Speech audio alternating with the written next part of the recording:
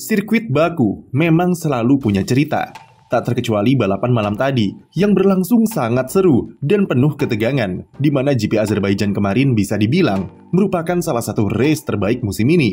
Oscar Piastri berhasil meraih kemenangan keduanya musim ini dengan cara yang berkelas usai menahan Charles Leclerc selama 30 lap lamanya. Piastri tampil luar biasa dengan keberanian dan ketenangan yang ia tunjukkan sepanjang balapan, yang sepertinya juga berhasil membuat McLaren bingung soal siapa pembalap utama di dalam tim. Setelah gagal menang di Monza karena tak mampu mengejar Leclerc, kekecewaan itu ia tuntaskan dengan manis di Baku, di mana ia sukses buat Leclerc frustrasi di belakangnya.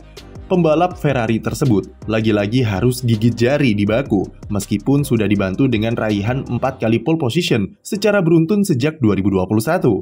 Tetapi meski di atas kertas Ferrari punya kecepatan yang bagus, Leclerc kembali memperpanjang catatan pole ia menang kagaknya di sirkuit Baku. Sementara podium ketiga sendiri dihuni oleh George Russell yang mendapatkan kesempatan untuk gosok voucher keberuntungan usai insiden terjadi di lap-lap akhir yang menjadi plot twist yang heboh di GP Azerbaijan semalam. Ada cukup banyak momen yang bisa kami bahas di video kali ini. Mari kita mulai satu-satu ya.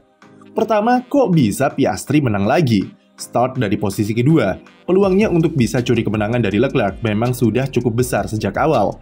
Tetapi di fase stint pertama, peluangnya terlihat cukup tipis jika melihat kecepatan dan manajemen ban Leclerc yang lumayan bagus dengan ban medium.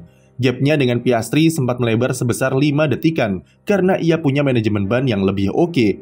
Piastri sendiri harus masuk pit lebih dulu pada lap ke-16 dan masih belum bisa lancarkan undercut kepada Leclerc yang baru masuk pit 1 lap setelahnya.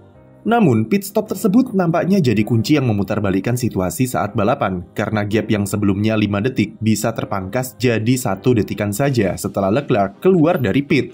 Sampai 2 lap kemudian, Piastri sukses lancarkan manuver dive bomb yang mengejutkan dari jarak yang cukup jauh di tikungan pertama. Leclerc tak menyangka jika Piastri akan melakukan manuver berani tersebut dan memberikannya ruang yang cukup luas di tikungan pertama. Leclerc coba melawan balik, tapi pembalap 23 tahun tersebut berhasil menutup ruang dengan rapi yang membuatnya mengambil alih pimpinan balapan. Setelah itu, Piastri dipaksa untuk bertahan dari kejaran Leclerc selama 30 lap karena di atas kertas memang Ferrari lebih cepat dari mereka di Baku. Berulang kali Leclerc memberikan ancaman dengan berikan beberapa manuver, namun Piastri tidak gentar dan tetap membawa mobilnya dengan konsisten, tanpa kesalahan, serta bertahan dengan rapi. Penempatan mobilnya selalu jitu dan menunjukkan kalau ketenangannya di balik kokpit meski berada di bawah situasi tekanan luar biasa dari Leclerc. Yang luar biasanya lagi, Piastri juga sukses memainkan mind games kepada Leclerc dengan tancap gas menjauh di lap-lap akhir. Ia membuat Leclerc seolah-olah lupa dengan kondisi bannya seperti apa karena terjebak dirty air dan bisa menjauh di 4 lap sebelum finish, di mana gap keduanya sempat melebar jadi 2,5 detik. Dengan virtual safety car yang muncul di akhir race, Piastri melenggang mulus untuk sentuh garis finish di urutan terdepan dan koleksi kemenangan keduanya di F1. Kemenangan tersebut berhasil ia raih dengan cara yang sangat berkelas, dengan skill serta mentalitas yang ia tunjukkan sepanjang race. Tapi perlu diingat juga, selain karena performa Piastri yang luar biasa, Lando Norris juga punya peran yang sangat besar terhadap kemenangan Piastri. Norris sempat menahan Sergio Perez yang sudah ganti ban baru pada lap ke-15 dan membuat Checo gagal lancarkan undercut kepada Piastri yang terbukti sangat krusial terhadap balapannya. Padahal Norris pekan ini harusnya dapat prioritas lebih karena melihat peluangnya di klasemen dalam perburuan gelar, tapi dia malah ambil peran sebagai Menteri Pertahanan untuk bantu Piastri di depan. Lando sendiri harus start dari posisi 15 karena dia gagal lolos di Q1 saat kualifikasi karena kesalahpahaman soal bendera kuning yang membuatnya lepas gas saat hot lap. Setidaknya Lando bisa free cover dengan baik dan lancarkan strategi satu stop dengan sangat oke untuk bisa finish satu posisi di depan Verstappen plus raih fastest lap yang membuatnya memangkas 3 poin di klasemen. Selain itu, dengan finish di posisi pertama dan keempat, McLaren akhirnya secara resmi berhasil mengkudeta Red Bull dari klasemen konstruktor dan semakin dekat ke gelar pertama mereka semenjak musim 98. Ini adalah musim kedua Piastri di F1, tetapi pendekatan balapan dan mentalnya sudah sangat tangguh. Semua argumen dan tekanan bagi McLaren untuk melakukan team order jadi nampak tak ada gunanya jika melihat bagaimana performa Piastri kemarin. Lagi-lagi, Max Verstappen yang diuntungkan dengan dinamika yang tak kunjung ada kejelasan di dalam diri Norris serta McLaren, karena dia bisa meminimalisir kehilangan poin yang terjadi di setiap balapannya. Piastri di atas kertas sudah menunjukkan kalau selama ia masih bisa tampil lebih kencang, maka McLaren tak bisa semena-mena memberikan tim order kepadanya, apalagi dengan situasi seperti kemarin di mana Norris malah ambyar di kualifikasi. Kita beralih ke topik lain. Salah satu hal yang cukup hangat jadi topik diskusi adalah insiden Carlos Sainz dan Sergio Perez di lap ke-50. GP Azerbaijan memang tak lengkap tanpa baku hantam seperti demikian. Apalagi insidennya merupakan plot twist penutup dari keseruan yang terjadi sepanjang race.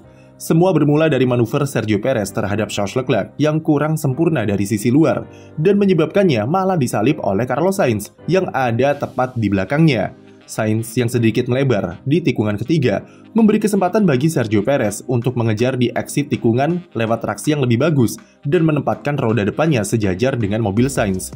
Sainz yang sedikit melebar tadi mencoba kembali ke racing line dengan arahkan mobilnya ke kiri. Tapi kemudian Sainz malah menyenggol Perez yang masih ada di belakangnya dan sebabkan insiden tersebut terjadi. Sainz dan Checo harus gagal finish, di mana mereka memberikan George Russell podium ketiga secara cuma-cuma. Chris Stewart menetapkan insiden ini sebagai no further action dan kami setuju dengan keputusan itu. Racing line Sainz sudah benar, karena jika diperhatikan lurusan dari tikungan 3 sampai 4, ini tidak lurus sempurna dan memang secara natural pembalap akan arahkan mobilnya ke kiri. Sainz juga tak ada niatan untuk menyenggol Perez dan dia tahu kalau pembalap Red Bull itu ada di belakangnya karena ia sempat melihat spion sebelum kontak terjadi. Perez seharusnya bisa menghindari insiden tersebut karena ia masih punya banyak ruang di sisi kirinya, dan Sainz juga berpikir demikian. Oleh karena itu, ia tetap arahkan mobilnya sesuai racing line. Tapi Sainz mau bagaimanapun tetaplah jadi pihak yang memicu kontak itu terjadi karena pergerakan mobilnya ke arah kiri yang menyenggol mobil Checo. Karena keduanya punya porsi kesalahan masing-masing dan punya peran yang seharusnya bisa menghindari insiden tersebut, Chris Stewart menetapkan no further action. Paling menyesal dan paling dirugikan dari insiden ini tentu Perez yang sedang lakoni balapan terbaiknya sejak GP Tiongkok dengan tampil konsisten di baris depan sepanjang race. Tidak heran jika Checo langsung melabrak Sainz setelah keduanya bertabrakan dan terlibat adu mulut dengannya. Red Bull sejatinya sudah menunjukkan improvement positif dengan performa Checo yang bagus sepanjang akhir pekan. Mereka kembali luncurkan floor baru, di mana mereka mengadopsi diffuser yang sama seperti Ferrari di Monza untuk mengembalikan keseimbangan mobil. Impresi Max Verstappen juga cukup positif di latihan bebas, hanya saja dia terlalu berlebihan dalam mengutak-atik setup dan membuatnya kembali kesulitan di kualifikasi serta balapan. Ia hanya bisa start dari posisi 6 dan beruntung bisa finish di posisi kelima karena terbantu insiden Sainz serta Checo. Sepanjang balapan, ia tak bisa berbuat apa-apa dan tak bisa melakukan undercut ke Sainz meskipun masuk pit 5 lap lebih awal, serta malah kesalip George Russell di pertengahan stint kedua. Lando Norris bahkan tidak menyangka ia bisa finish di depan Verstappen, yang menunjukkan betapa buruk balapannya kemarin. Selain Verstappen, Mercedes sejatinya juga tampil ancur-ancuran kemarin, di mana Lewis Hamilton habiskan mayoritas race di luar top 10, dan Russell yang tak bisa berbicara banyak di baris depan. Tapi mereka terselamatkan oleh insiden di akhir race, di mana Russell naik podium dan Hamilton finish di posisi ke-9. Tim yang harus diapresiasi tinggi di Baku kemarin adalah Williams dengan raihan double point mereka. Alex Albon meskipun di kualifikasi dia sempat alami kejadian lucu saat kipas pendinginnya tertinggal saat keluar pit. Tapi saat balapan ia berhasil manfaatkan strategi golong dengan sangat baik dan finish di posisi ke-7 di belakang Fernando Alonso. Tapi dari semua itu, yang jadi bintang tentu adalah Franco Colapinto yang sukses meraih 4 poin perdananya di F1 dengan finish di urutan ke-8. Colapinto walaupun sempat alami insiden di sesi FP1, tapi ia bisa tampilkan kecepatan yang sangat oke karena tak terlalu jauh dari Albon sepanjang akhir pekan. Di kualifikasi ia konsisten catatkan waktu yang kompetitif di top 10 dan berhasil tembus Q3 untuk start dari posisi ke-9 di depan rekan setimnya. Saat race, meskipun sempat kesulitan untuk memanajemen ban, tapi ia bisa meminimalisir penurunan performa mobilnya dan tetap tenang meski sempat alami beberapa tekanan. Colapinto berhasil salib balik Hülkenberg pada lap ke-48 dan naik ke posisi 8 setelah kekacauan di lap terakhir. Selain itu, Ollie Bearman yang kembali jadi supir tembak untuk gantikan Kevin Magnussen yang dihukum larangan balapan, siapa sangka bisa menambah pundi-pundi poinnya di klasemen. Bearman, yang sudah koleksi 6 poin saat debut bersama Ferrari di Jeddah, kembali bawa pulang 1 poin tambahan, usai finish di posisi 10 di GP Baku. Ia menjadi pembalap F1 pertama yang cetak poin di 2 tim berbeda pada 2 balapan pertamanya. Bearman menyalip Hülkenberg yang sedikit bingung dengan periode VSC ketika insiden Checo dan Sainz terjadi. Yuki Tsunoda harus kembali gagal finish usai ia diseruduk oleh Lance Stroll di lap pembuka yang merusak sidepodnya. Padahal di GP Italia kemarin, ia juga harus akhiri balapan lebih awal usai kena kamikaze dari Hülkenberg. Sementara Stroll yang sempat alami puncture karena insiden itu, ujungnya juga harus ikut DNF. Jadi apa momen favorit kalian sepanjang race kemarin? Tulis di komentar, dan jangan lupa beri like dan subscribe untuk konten F1 lainnya.